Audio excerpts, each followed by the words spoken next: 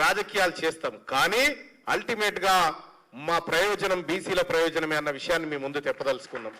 ఇక్కడ నేనైనా కానీ నాకు శ్రీనివాస్ గౌడ్ గారికి ఏమైనా పంచాదా అండి? పార్టీల పంచాది ఉండొచ్చు, కానీ బీసీల అంశానికి వచ్చినప్పుడు మేము ఒక్క తల్లి పిల్లలు లెక్కుంటాం. మాకు పార్టీలతో సంబంధం లేదు. ఇంకా వీళ్ళే కాదు, ఎవరైనా సరే బీసీల అంశానికి వచ్చినప్పుడు మా ప్రయోజనం బీసీలదే. రఘు, నువ్వు మాకు చెప్పినావు, ఎక్కడ కూడా ఈ మాట తప్పం.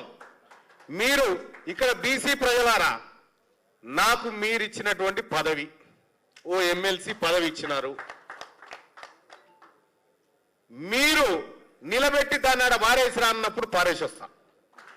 దాన్ని ఆడ పారేసిరా, దీని సంగతి ఏందో తెలుస్తామన్నప్పుడు ఖచ్చితంగా నేనొక్కనే కాదు, మా అందరి నాయకత్వం కూడా దానికి సిద్ధపడతారు, ఖచ్చితంగా వస్తారు.